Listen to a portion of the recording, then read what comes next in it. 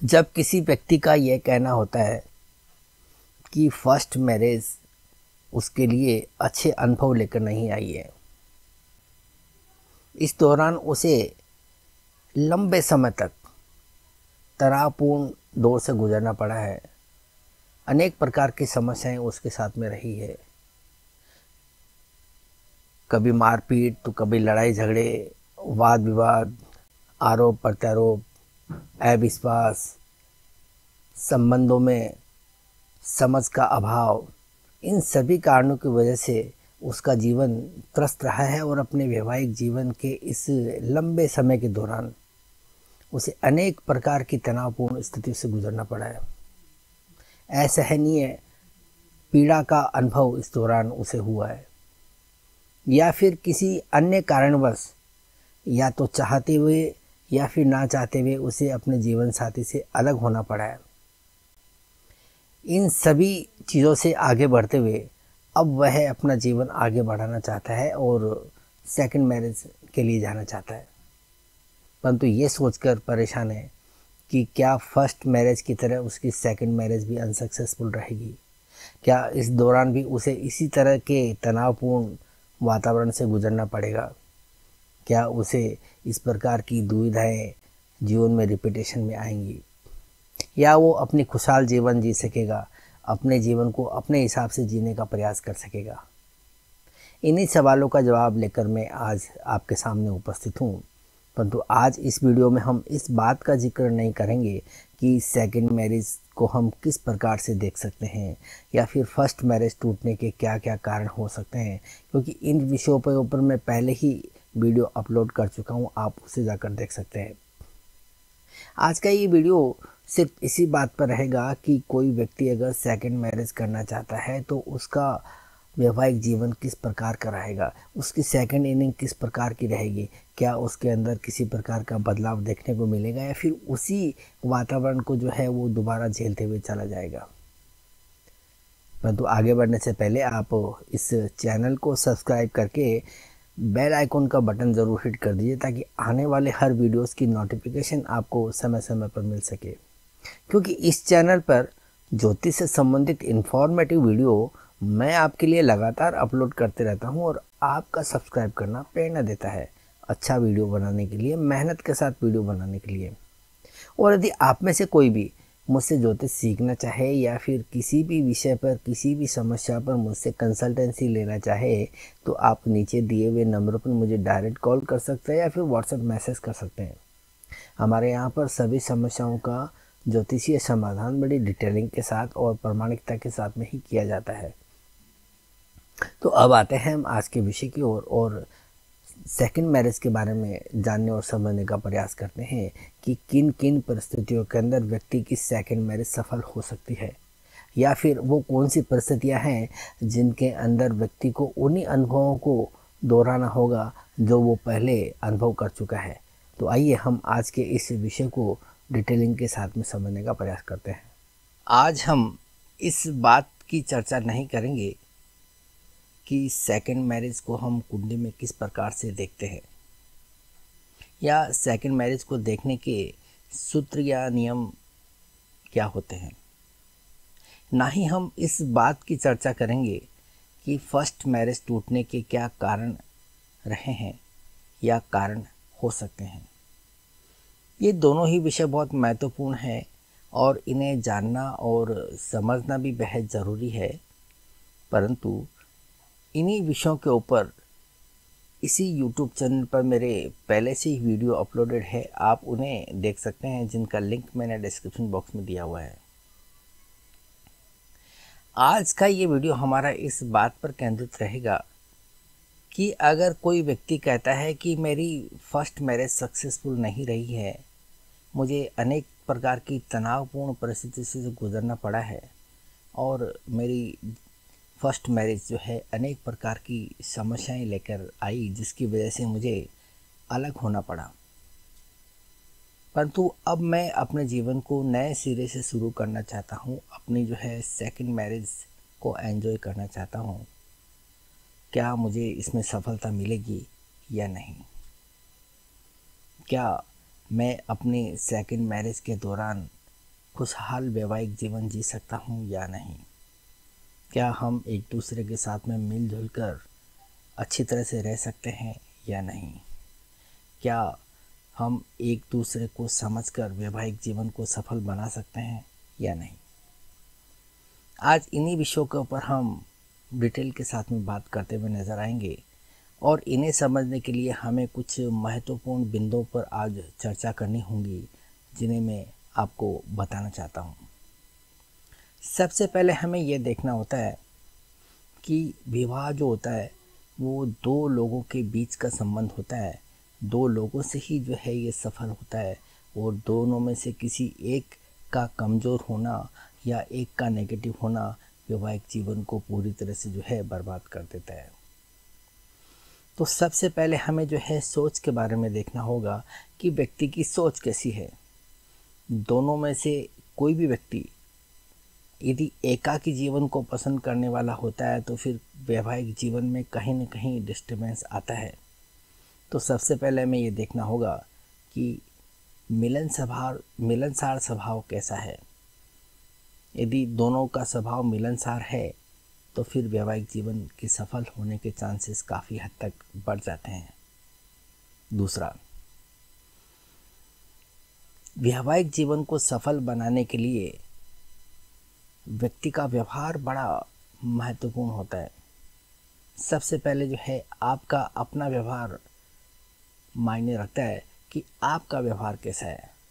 क्या आपके व्यवहार में इतनी कमियां हैं कि आपका लाइफ पार्टनर आपको बर्दाश्त ही नहीं कर सकता?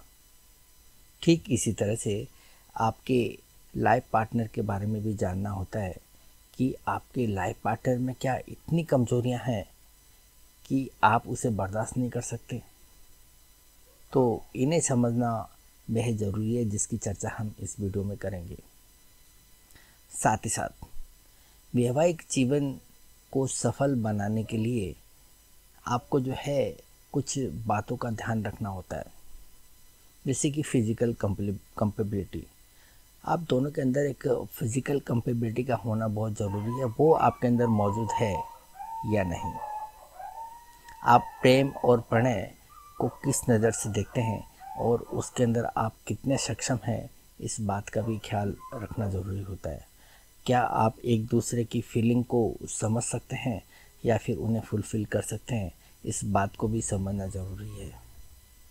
तो ये पक्ष भी जो है एक महत्वपूर्ण पक्ष होता है और इसी के ऊपर जो है वैवाहिक जीवन का ढांचा टिका हुआ होता है, तो इसको भी जो है महत्व दिया जाना चाहिए। साथ ही साथ कुछ ग्रहों की स्थिति भी जो है कुंडली के अंदर मायने रखती है, जैसे कि शुक्र जो है पूरी तरह से वैवाहिक जीवन का कारक है। तो शुक्र की स्थिति कुंडली में कैसी है, उस बात को समझना भी ज़रूरी होता है। और साथ में मंगल जो होता है वो फिज़िकल स्ट्रेंथ का कारक होता है, तो मंगल की स्थिति भी यहाँ काफ़ी महत्वपूर्ण होती है। और हम दूसरी तरफ से जो है नेगेटिव बातों की अगर बात करें तो शनि जो है वैवाहिक जीवन के ऊपर कितना प्रभाव डाल रहा है, सूर्य वैवाहिक जीवन पर कितना प्रभाव डाल रहा है, इनके नकारात्मक असर को भी हमें समझना बेहद ज़रूरी है। तो आज इन सभी विषयों के ऊपर हम बारी बारी बात करते हुए नजर आएंगे। देखिए, किसी भी वैवाहिक जीवन को सफल बनाने के लिए सबसे ज़रूरत होता है कि आपका स्वभाव कैसा है, आपका व्यवहार कैसा है। और बहुत कुछ जो है स्थिति इसी बात पर निर्भर करती है कि आप अपने वैवाहिक जीवन को किस प्रकार से जो है आगे लेके जाना चाहते हैं। आपकी सोच कैसी है, विवाह के प्रति आपका नज़रिया कैसा है, आप अपने वैवाहिक जीवन से किस प्रकार की जो है चाहत रखते हैं। और इसे देखने के लिए हमें लग्नेश को देखना होता है कि लग्नेश की स्थिति कुंडली के अंदर किस प्रकार की है।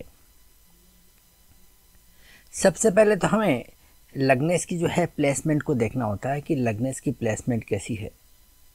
यदि बर्थ चार्ट के अंदर लग्नेश की प्लेसमेंट केंद्र या त्रिकोण की है तो उसे हम अच्छी कह सकते हैं, परंतु हम वैवाहिक जीवन का अध्ययन कर रहे हैं तो हमें नवांश कुंडली के अंदर इसकी प्लेसमेंट को देखना होता है। तो हम क्या करेंगे, जन्म कुंडली का जो लग्नेश होता है उसकी स्थिति हम नवांश कुंडली के अंदर देखेंगे कि नवांश कुंडली में उसको प्लेसमेंट कैसी मिली है। यदि जन्म कुंडली का लग्नेश नवांश कुंडली के केंद्र में है तो इसका मतलब यह है कि वैवाहिक जीवन में जितनी भी जो है बातें होंगी या जिन चीज़ों की ज़रूरत होंगी उनमें आप जो है कैपेबल है, आप सक्षम है, आपके अंदर क्षमता है वैवाहिक जीवन को आगे लेकर जाने की। और यदि जन्म कुंडली का लग्नेश नवांश कुंडली के त्रिकोण भाव के अंदर बैठा हुआ है तो इसका मतलब ये निकलता है कि आपको अपने वैवाहिक जीवन के अंदर संभलने के मौके बार बार मिलेंगे। ऐसा नहीं कि आपने कोई एक गलती कर दी और उस एक गलती से ही जो है आपका वैवाहिक जीवन ख़त्म हो गया। आपको बार बार अवसर मिलेंगे, उन अवसरों पर आपको जो है खरा उतरना है। अगर आप ऐसा कर पाते हैं तो आपका वैवाहिक जीवन जो है टिका हुआ रहेगा। ठीक इसी प्रकार से जो है राशि बल का भी जो है अपना एक महत्व रहता है कि कुंडली के अंदर लग्नेश को राशि बल कैसा मिला है या राशिगत उसकी स्थिति कैसी है। लगन कुंडली के अंदर हम उसको उच्च का या फिर नीच का या फिर जो है मित्र राशि के अंदर है या फिर जो है शत्रु राशि में है, इस प्रकार से चेक कर सकते हैं। परंतु नवांश कुंडली के अंदर जब हम इसी लग्नेश को देखते हैं, यानी कि जन्म कुंडली का लग्नेश जब नवांश कुंडली के अंदर देखते हैं तो हम ये देखेंगे कि क्या वो लग्नेश सौम्य राशि के अंदर हमें दिखाई दे रहा है या नहीं। यदि जन्म कुंडली का लग्नेश नवांश कुंडली की सौम्य राशियों में हमें देखने को मिलता है, जैसे कि वृषभ राशि, मिथुन राशि, कर्क, कन्या, तुला, धनु या फिर मीन राशि, इन राशियों के अंदर यदि लग्नेश हमें दिखाई देता है तो इसको हम कहेंगे कि आपका लग्नेश जो है सौम्य राशियों के अंदर गया है। और सौम्य राशियों में जाने का मतलब हम इस प्रकार से निकाल सकते हैं कि व्यक्ति को अपने वैवाहिक जीवन के अंदर आसान और सरलतम परिस्थितियां मिलेगी, जिसकी वजह से व्यक्ति अपने वैवाहिक जीवन को सुखद और सुंदर बना सकता है।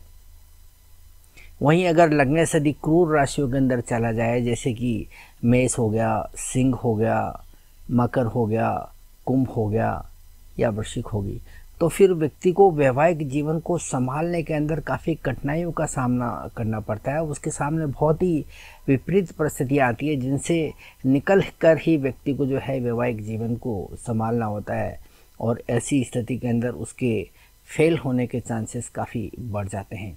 वैवाहिक जीवन के अंदर विफलताएं मिलने की संभावनाएं काफ़ी बढ़ जाती है। ठीक इसी प्रकार से हमें तत्वों का भी ध्यान रखना पड़ता है। जैसे कि मान लीजिए कि आपका लग्नेश जो है अग्नि तत्व का है, इसका मतलब आप प्रामाणिकता को महत्व देने वाले इंसान हैं।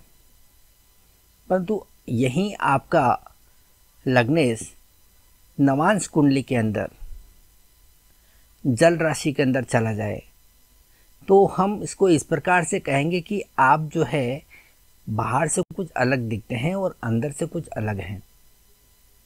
आप अपने वैवाहिक जीवन के अंदर इमोशनल होने का जो दिखावा कर रहे हैं ना, वो आपसे मैच नहीं करता। वहीं अगर आपका लग्नेश पृथ्वी तत्व का है और वो नवांश कुंडली के अंदर जाकर जल तत्व में चला जाता है तो इसको हम इस प्रकार से कहेंगे कि आप जो है भौतिकवादी है। आप जो है मोल तोल या फिर लेन देन या फ़ायदे या नुकसान को समझने को ज़्यादा महत्व देते हैं, और यहाँ आप जो है भावनाओं की बात कर रहे हैं तो यहाँ आपका जो है ये दिखावा थोड़ा अलग टाइप का दिख रहा है, तो ये आपको जो है तकलीफ़ दे सकता है। आपका जन्म कुंडली का लग्नेश यदि वायु तत्व का है और नवांश कुंडली के अंदर वो जल तत्व के अंदर चला जाता है तो आप बुद्धि के दम पर जो है अपने आपको जो है इमोशनल होने का दिखावा करेंगे, जिसका पकड़ में आना काफ़ी आसान हो जाता है आपके जीवन साथी के लिए, और उन्हीं बात को पकड़कर आपके अंदर जो है मन मुटाव भी हो सकता है।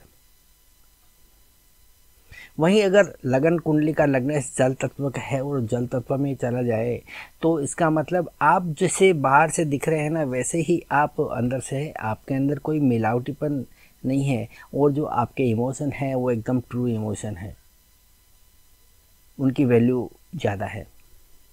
आप जल तत्व की तरह ही जो है आप अन्य तत्वों को मैच करके देख सकते हैं कि लगन कुंडली के अंदर लग्नेश अग्नि तत्व का है और वो नवांश कुंडली के अंदर भी अग्नि तत्व का ही है। इसका मतलब आप पूरी तरह से प्रामाणिक है, आपके अंदर किसी प्रकार का मिलावटीपन नहीं है, आप जैसे दिखते हैं वैसे ही है। और ये बात जो है आपके जीवन साथी को आकर्षित करती है और आपसे जो है प्रभावित रहती है या फिर प्रभावित रहता है। ठीक इसी प्रकार से अगर आप लग्नेश जो है आपका वायु तत्व का है और आप नमाज के अंदर भी जो है वायु तत्व की राशि के अंदर ही जो है जाते हैं, तो इसका मतलब आप ठीक वैसे ही हैं जैसे दिखते हैं।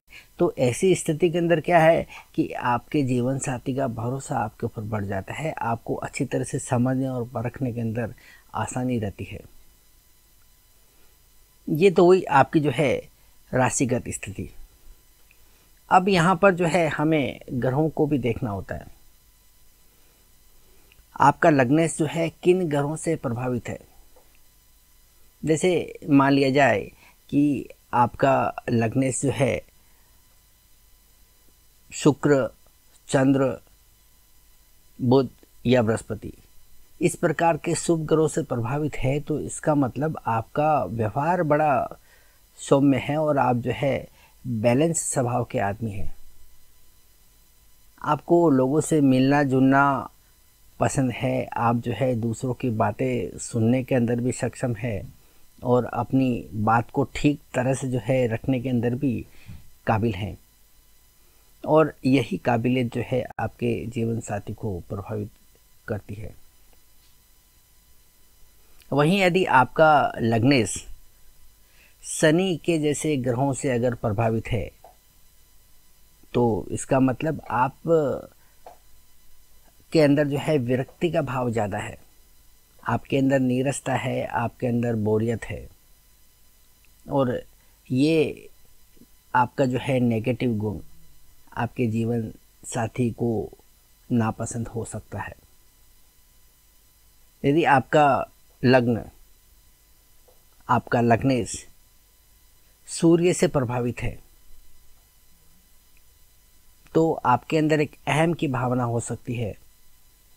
वहीं यदि आपका लग्नेश मंगल से प्रभावित है, तो आप फोर्सफुली बिहेव करते हुए नज़र आएंगे, जो आपके जीवन साथी को पसंद नहीं भी आ सकता है। अब हमने जो स्थिति लगन कुंडली के अंदर देखी, वो इसी की स्थिति को हम नवांश कुंडली के अंदर वेरीफाई करके देख रहे हैं कि वैवाहिक जीवन के ऊपर इस प्रकार की स्थितियों का किस प्रकार से असर पड़ेगा। जिस प्रकार से हमने लगन कुंडली के अंदर देखा, लग्नेश की स्थिति को देखा, ठीक इसी प्रकार से हमें सप्तमेश की स्थिति को भी देखना होगा कि सप्तमेश से देखकर हम इस बात का अंदाज़ा लगा सकते हैं कि आपके जीवन साथी का जो है बिहेवियर किस प्रकार का रहेगा, उसकी सोच कैसी रहेगी, उसका व्यवहार कैसा रहेगा। अब यदि लग्नेश को जो है हम और ज़्यादा बारीकी से देखना चाहें, तो हम देख सकते हैं कि लग्नेश कुंडली के अंदर कहीं अकेला तो नहीं है। अगर आपकी कुंडली के अंदर लग्नेश किसी भी ग्रह के साथ में युति में नहीं है, किसी भी ग्रह की दृष्टि में नहीं है, किसी भी ग्रह के साथ में एक्सचेंज में नहीं है, लग्नेश के आगे और पीछे भी कोई ग्रह नहीं है, तो इसका मतलब उसे जीवन में कहीं से कोई सहयोग नहीं मिलेगा, वो जीवन में अकेला रहेगा। अगर नवांश के अंदर भी इस प्रकार की स्थिति बनती है, तो हम कह सकते हैं कि ऐसे व्यक्ति को अपने जीवन साथी के द्वारा सहयोग नहीं मिलेगा, वो अकेला रहेगा। और अकेला रहने का मतलब ये कहीं ना कहीं जो है मैरिटल लाइफ के अंदर दिक्कतें आती हुई नज़र आती है। वहीं यदि मकर और कुंभ लगन के जैसे लगन हो, जो कि शनि के लगन होते हैं, तो यहाँ लग्नेश शनि होता है। और शनि यदि कुंडली के अंदर इस प्रकार की स्थिति में है, किसी भी प्रकार के प्रभाव में नहीं है, किसी भी ग्रह के प्रभाव में नहीं है, तो फिर इसका सीधा सा मतलब ये निकलता है कि ऐसा व्यक्ति जो है जीवन में अकेला ही रहना पसंद करता है। उसे दूसरों का साथ पसंद नहीं आता, वो दूसरों के साथ में उतना कंफर्टेबल नहीं रह पाता, वो अपने आप में ही खुश है और अपने अलावा किसी दूसरे को जो है महत्व देना नहीं चाहता। तो ऐसी स्थिति में भी हम कह सकते हैं कि उस व्यक्ति का वैवाहिक जीवन डावाडोल हो सकता है, उसके वैवाहिक जीवन पर नेगेटिव असर पड़ सकता है। ऐसी स्थिति हम सूर्य के साथ भी देख सकते हैं। सूर्य यदि कुंडली के अंदर बलवान हो, यानी कि लग्नेश सूर्य होकर कुंडली के अंदर यदि अत्यधिक बली अवस्था में आ जाए, बहुत ज़्यादा पावर में आ जाए, तो हम कह सकते हैं कि ऐसा व्यक्ति जो है काफ़ी अहंकारी होगा। उसके अंदर अहम की भावना इतनी ज़्यादा होंगी कि लोग उसके आसपास आने से ही जो है कतराएंगे। और यदि नवांश कुंडली में भी सूर्य अगर इसी प्रकार की स्थिति में पाया जाता है तो आप इसका अंदाज़ा लगा सकते हैं। उसके अहम का प्रभाव इतना ज़्यादा रहेगा, उसके अहंकार का प्रभाव इतना ज़्यादा रहेगा कि उसका जीवन साथी उससे दूर भागने की कोशिश करेगा। उसकी जो है सानिध्य के अंदर रहना उसको अच्छा नहीं लगेगा। तो इसका भी जो है एक नेगेटिव असर वैवाहिक जीवन के ऊपर पड़ सकता है। साथ ही साथ जो है मंगल का अत्यधिक प्रभाव में आना, लगने से यदि मंगल हो और मंगल जो है नवांश कुंडली के अंदर बहुत ज़्यादा बली अवस्था में हो, तो ऐसी स्थिति में भी जो है वो फोर्सफुली बिहेवियर जो है आपके जीवन साथी को नागवार गुजर सकता है। तो इस प्रकार से जो है आप लग्नेश की स्थिति का आकलन कर सकते हैं। और लग्नेश की स्थिति का अच्छी तरह से आकलन करके हमें इतना पता चल जाता है कि व्यक्ति का बिहेवियर कैसा है, उसकी सोच कैसी है, विवाह के प्रति उसका नज़रिया कैसा है। अगर आपके लग्नेश के अंदर किसी भी प्रकार की कोई कमी दिखाई देती है, कहीं न कहीं जो है वो फंसा हुआ हमें देखने को मिलता है, तो इसका सीधा सा मतलब है कि आपके व्यक्तित्व या आपकी सोच या आपके काम करने के तरीके से आपके जीवन साथी को पसंद नहीं आएगा। और कहीं न कहीं जो है यहाँ पर विचारों के अंदर मतभेद पैदा होंगे, जो कि आपके वैवाहिक जीवन के लिए हानिकारक है।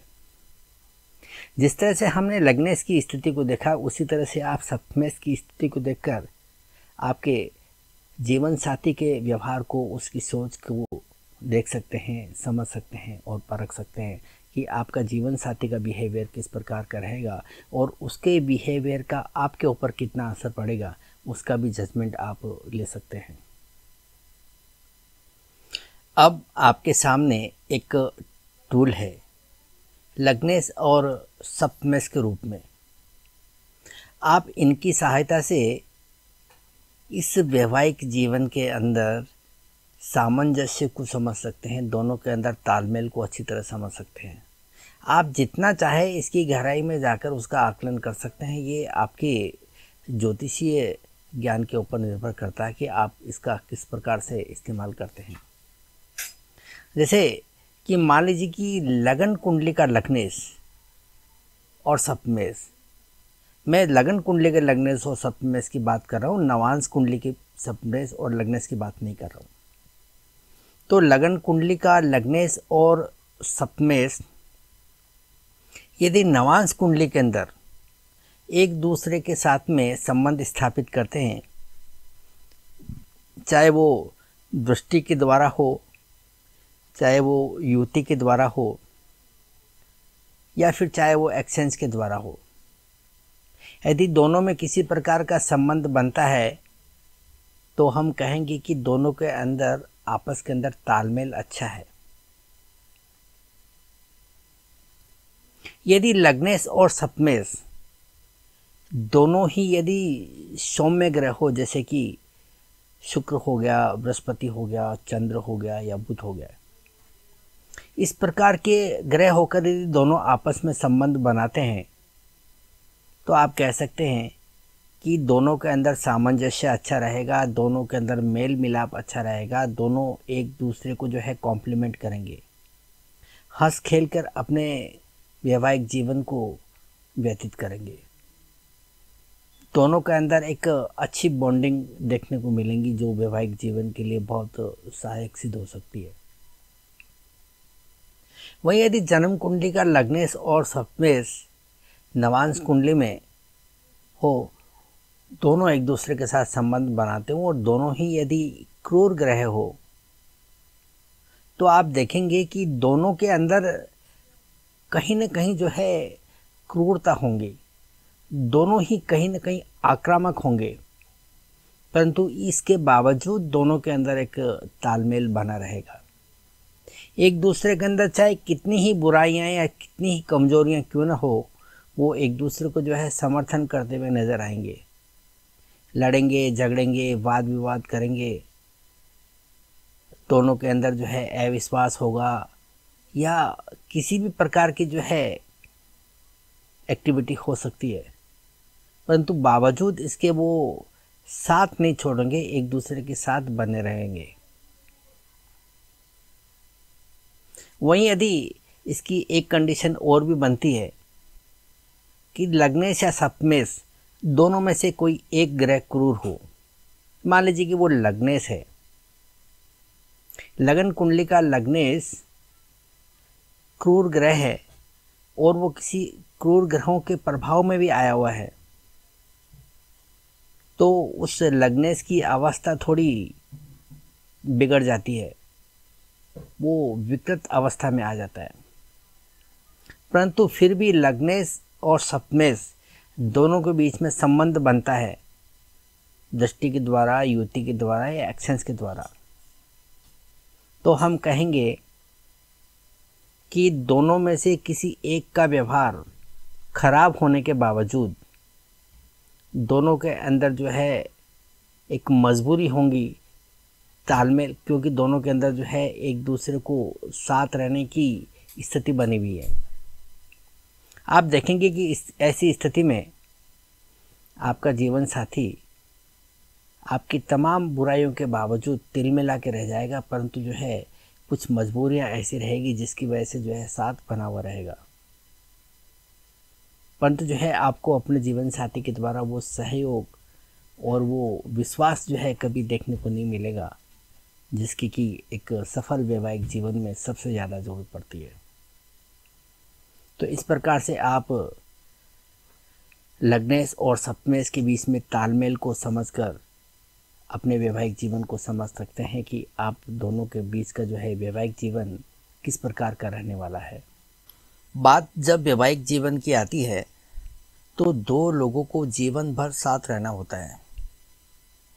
जब दो अनजाने से लोग जीवन भर यानी कि लंबे समय तक साथ में रहते हैं तो वाद विवाद का होना या फिर आपसी मन मुटाव का होना स्वाभाविक होता है, परंतु जब यही बातें हद से ज़्यादा बढ़ जाती है तो फिर दोनों को अलग अलग होना होता है और ये एक विकल्प जो है अंतिम विकल्प होता है। अगर हम ऐसी स्थिति को बर्थ चार्ट में देखना चाहें तो हम लगन कुंडली के अंदर लगन लॉर्ड, सेवंथ लॉर्ड और वीनस, इन तीन चीज़ों को देखकर हम अंदाज लगा लेते हैं कि ऐसा होने का कारण क्या है। यदि ये तीनों ही अफ्लिक्शन में आते हैं तो इसका मतलब आपके वैवाहिक जीवन के ऊपर एक खतरा दिखाई दे रहा है और उसके आधार पर हम आकलन कर सकते हैं। परंतु जब एक बार व्यक्ति की जो है फर्स्ट मैरिज विफल हो जाती है और उसे जो है तनावपूर्ण दौर से गुजरना होता है, तब उसके मन में एक प्रश्न जो है निश्चित रूप से आता है कि क्या सेकंड मैरिज भी सफल हो पाएगी या मुझे इसी तरह की स्थितियों से लगातार गुजरना होगा। ऐसी स्थिति में हमें जो है उस बर्थ चार्ट का और बारीकी के साथ में अध्ययन करना होता है, उसकी सूक्ष्मता को परख कर ही हमें विचार करना होता है कि क्या जो स्थिति अभी तक बनती हुई आ रही है क्या ये कायम रहेगी या इसके अंदर किसी भी प्रकार का फेरबदल भी संभव है। तो इसके लिए जो है हम 3 चीज़ों को प्रमुख रूप से देखते हैं। पहला, क्या व्यक्ति का स्वभाव इतना ज़्यादा खराब है कि उसका जीवन साथी उसे बर्दाश्त ही नहीं कर पाएगा, या फिर उसका स्वभाव तो अच्छा है, वो हर कदम पर जो है समझौता करने को तैयार है, परंतु उसका जीवन साथी का ही स्वभाव इतना ज़्यादा खराब है कि उसे कभी न कभी तो जो है टूटना ही टूटना है। एक स्थिति इसमें यह भी उत्पन्न हो सकती है कि आपका भी स्वभाव अच्छा है, आपके जीवन साथी का भी स्वभाव अच्छा है, परंतु आपके अंदर वो प्रेम पड़ने या रोमांस का जो फैक्टर है वो कहीं ना कहीं कमज़ोर नज़र आ रहा है, और इसकी बदौलत जो है आपके वैवाहिक जीवन में समस्याएं उत्पन्न हो रही है। हो सकता है कि उसकी वजह से जो है आपकी मैरिज टिक ना पाए। तो इन चीज़ों का हम अभी डिटेल एनालिसिस करेंगे। सबसे पहले हम बात करते हैं व्यक्ति के खुद के स्वभाव की। जैसा कि हमें पता है कि व्यक्ति के खुद के स्वभाव का आकलन करने के लिए हम लगन लॉर्ड को देखते हैं। लगन लॉर्ड की पूरी स्थिति का आकलन करके ही हम इस बात का अंदाज़ा लगा सकते हैं। क्योंकि यहाँ पे मामला गंभीर है, तो इसलिए हम इसका क्रॉस वेरिफिकेशन जो है नवांश कुंडली के द्वारा करेंगे। मान लीजिए कि लगन लॉर्ड की स्थिति जो है लगन कुंडली के अंदर बुरी अवस्था में है, यानी कि वो अफ्लिक्शन में है, और यही स्थिति जो है नवांश कुंडली के अंदर भी अगर हमें देखने को मिलती है, यानी कि 2 या 2 से अधिक ग्रह जब लगन लॉर्ड को प्रभावित करते हैं लगन कुंडली में भी और नवांश कुंडली में भी, तो इसका मतलब ये निकलता है कि आप का व्यक्तित्व ही कुछ ऐसा है। आपका काम करने का तरीका, आपका सोचने का तरीका, आपका बोलने का तरीका, आपका लोगों से डील करने का तरीका ही कुछ ऐसा है जिससे कि जो है सामने वाला व्यक्ति जो है पीड़ित हुए बगैर नहीं रहेगा, इतना निश्चित है। साफ शब्दों में कहूँ तो इसका मतलब ये निकलता है कि आपका व्यवहार बहुत ख़राब है, आपका आचरण बहुत ख़राब है, और इस आचरण को बर्दाश्त करना किसी के लिए भी जो है मुश्किल हो सकता है। और आप चाहे फर्स्ट मैरिज कर रहे हो या फिर सेकंड मैरिज या फिर थर्ड मैरिज, ये समस्या आपके लिए जो है हमेशा बनी रहेगी। इसलिए आपकी सेकंड मैरिज भी सफल हो पाएगी, इसकी भी संभावना कमी दिखाई देती है।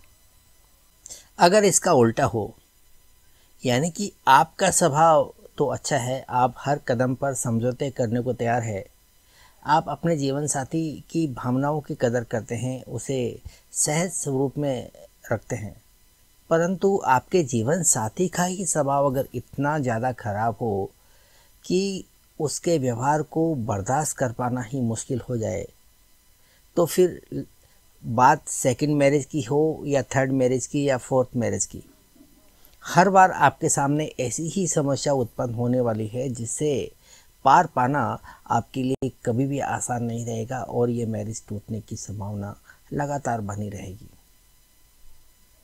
इसके लिए हम 7th लॉर्ड को देखते हैं। लगन कुंडली के अंदर भी 7th लॉर्ड अफ्लिक्शन में हो और नवांश कुंडली के अंदर उसकी स्थिति और भी ज़्यादा बदतर हो जाए, यानी कि 2 या 3 ग्रहों के द्वारा ये 7th लॉर्ड अफ्लिक्शन में आ जाए, तो इसका मतलब ये हुआ कि आपके जीवन साथी का व्यक्तित्व बहुत ही हैरान करने वाला, परेशान करने वाला और मन और मस्तिष्क को पीड़ा देने वाला रहेगा, क्योंकि आपको उसी के साथ रहना है, उसी को बर्दाश्त करना है, और ये जब रोज़ रोज़ होगा, लंबे समय तक चलता रहेगा, तो कभी न कभी जो है आपके सब्र का बांध टूटेगा, और इस के ऊपर भी जो है विराम लगेगा ही लगेगा, इतना निश्चित है। तो अगर ऐसी स्थिति दिखाई दे कि 7th लॉर्ड लगन कुंडली में और नवांश कुंडली के अंदर, दोनों के अंदर यदि बुरी तरह से पीड़ित नज़र आए 2 या 3 ग्रहों के द्वारा, तो ऐसी स्थिति में आपके जीवन साथी का स्वभाव बहुत ही नकारात्मक रहता है और उसे बर्दाश्त कर पाना बहुत मुश्किल जाता है, और सेकंड मैरिज के भी असफल होने की पूरी संभावना बनती है। परंतु यदि लग्न के अंदर सेवंथ लॉर्ड पीड़ित है परंतु नवांश कुंडली के अंदर उसकी स्थिति अच्छी है, तो इसका मतलब आप जो है बाहरी स्वरूप देखकर एक अंदाज़ा लगा सकते हो कि इसका व्यक्तित्व जो है नकारात्मक रहेगा, परंतु जब उसके आप क्लोज जाएंगे, उसके व्यवहार को समझेंगे, उसकी फीलिंग को समझेंगे, तो उसका आंतरिक स्वरूप आपको कुछ अलग तरह का नज़र आएगा। और आप जब उसके संपर्क में आएंगे तो फिर आप उसके साथ सहज स्वरूप के अंदर अपना वैवाहिक जीवन जी सकते हैं, ऐसा कहा जा सकता है। इसलिए जब भी कभी सेकंड मैरिज या थर्ड मैरिज को देखना हो तो हमें लगन कुंडली के साथ साथ उस नवांश कुंडली को भी देखना होता है। उसके अंदर सेवंथ लॉर्ड की स्थिति को, लगन लॉर्ड की स्थिति को पूरी तरह से समझकर ही हमें इस नतीजे पे पहुंचना होता है कि मैरिज की टिकने की संभावना कितनी है। यदि नवांश कुंडली के अंदर इन ग्रहों की स्थिति अच्छी है तो उस मैरिज को जो है संभाला जा सकता है, बचाया जा सकता है, उसके ऊपर एक लंबे समय तक जो है साथ निभाकर इसको सफल बनाया जा सकता है। अब हम बात करते हैं कारक ग्रह की। कारक ग्रह पुरुष की कुंडली के अंदर शुक्र होता है और स्त्री की कुंडली के अंदर बृहस्पति को कारक ग्रह माना जाता है। इन दोनों की स्थिति अगर अच्छी हो तो किसी भी वैवाहिक जीवन को जो है टिकाने के लिए एक अच्छी परिस्थिति का निर्माण होता है। हम यहाँ पर सिर्फ जो है शुक्र की बात करेंगे, क्योंकि शुक्र जो है दोनों ही लोगों की कुंडली के अंदर समान रूप से जो है प्रभावी होता है, क्योंकि शुक्र जो है प्रेम का कारक होता है, शुक्र प्रणय का कारक होता है और जीवन के अंदर जो रोमांस फैक्टर होता है वो शुक्र के कारण ही देखने को मिलता है। जो फिजिकल रिलेशनशिप होती है वो भी हम शुक्र के द्वारा देखते हैं और जो बेड प्लेजर है उसका भी कारक शुक्र ही होता है। और ये चीज़ें जो है वैवाहिक जीवन को बहुत सुदृढ़ता प्रदान करती है, क्योंकि आपने देखा होगा कि बहुत से रिश्ते सिर्फ इसी वजह से टूट जाते हैं क्योंकि दोनों के अंदर एक फिजिकल कंपेबिलिटी का अभाव देखा जाता है। यदि लगन कुंडली के अंदर शुक्र अफ्लिक्टेड हो और नवांश कुंडली में भी यही शुक्र 2 या 3 ग्रहों के द्वारा अफ्लिक्शन में आ जाए तो आपका वैवाहिक जीवन इससे प्रभावित हुए बिना नहीं रहेगा, क्योंकि इसका ये मतलब है कि आप अपने जीवन साथी को साथ में लेकर नहीं चल पा रहे हैं, उसकी फीलिंग को आप उतनी तवज्जो नहीं दे पा रहे हैं, उसकी डिज़ायर्स की फुलफिलमेंट आप नहीं कर पा रहे हैं। तो ये एक ऐसी स्थिति है जो आपके वैवाहिक जीवन में तनाव उत्पन्न कर सकती है और इससे लंबे समय तक बच पाना बहुत मुश्किल जाता है और ये भी एक संबंध विच्छेद का एक महत्वपूर्ण कारण बन जाता है। यदि आपकी लगन कुंडली के अंदर शुक्र अच्छा है परंतु नवांश कुंडली के अंदर ये बिगड़ जाता है तो एक इसे खराब स्थिति कहा जा सकता है, क्योंकि आप दिखने के अंदर इतने सुदृढ़ और इतने स्ट्रॉन्ग लगते हैं कि आपको देखकर एक अच्छी कल्पना की जा सकती है, परंतु लगन कुंडली के अंदर आपका शुक्र अफ्लिक्शन में है और नवांश कुंडली के अंदर वो अच्छी स्थिति में देखने को मिलता है, तो इसका मतलब ये है कि आप दिखने में भले कैसे ही हो परंतु आपकी जो फिजिकल स्ट्रेंथ है वो अच्छी है और उसकी बदौलत जो है आप अपने वैवाहिक जीवन को अच्छी तरह से जो है साथ में लेकर चल सकते हो। जब इस प्रकार की स्थिति उत्पन्न होती है तो अमूमन जो है लोग मेडिकल हेल्प लेते हैं, परंतु अगर हमें ये देखना हो कि मेडिकल हेल्प जो है काम करेगी या नहीं करेगी तो इसको भी एक देखने का अपना तरीका है। यदि लगन कुंडली के अंदर शुक्र अफ्लिक्शन में हो परंतु नवांश कुंडली में उसकी स्थिति अच्छी नज़र आ रही है तो ऐसी स्थिति में अगर आप मेडिकल हेल्प लेते हैं तो आप उसका जो है निराकरण निकाल सकते हैं और आप अपने एक वैवाहिक जीवन में सुदृढ़ता ला सकते हैं। परंतु यदि लगन कुंडली के अंदर शुक्र अच्छा है और नवांश कुंडली के अंदर उसकी बिगड़ी हुई स्थिति है, तो फिर मेडिकल हेल्प जो है मुश्किल से ही काम करती है, उसका असर जो है यहाँ पर कम दिखाई देगा। परंतु यदि लगन कुंडली और नवांश कुंडली दोनों के अंदर शुक्र की स्थिति खराब है, तो फिर यहाँ पर मेडिकल हेल्प का किसी भी तरह से कोई उपयोग होता हुआ नज़र नहीं आएगा और ये आपके लंबे समय तक यानी कि जीवन भर आपके साथ में यही स्थिति बनी हुई रहेगी और इससे बच पाना मुश्किल ही रहेगा। तो इस प्रकार से आप जो है इस शुक्र का आकलन करके वैवाहिक जीवन को समझ सकते हैं। अगर हम किसी भी व्यक्ति की कुंडली देखकर ये समझना चाहें कि इसकी एक मैरिज अगर विफल हुई है, तो क्या वो दूसरे के लिए प्रयत्न करेगा या उसको वहीं पर विराम देगा। बहुत बार ऐसा होता है कि लोग ये कहते हुए नज़र आते हैं कि बस एक मैरिज टूट गई तो मुझे अब दूसरे के लिए ट्राई नहीं करना है, जबकि वास्तव में जो है वो सही नहीं होते हैं।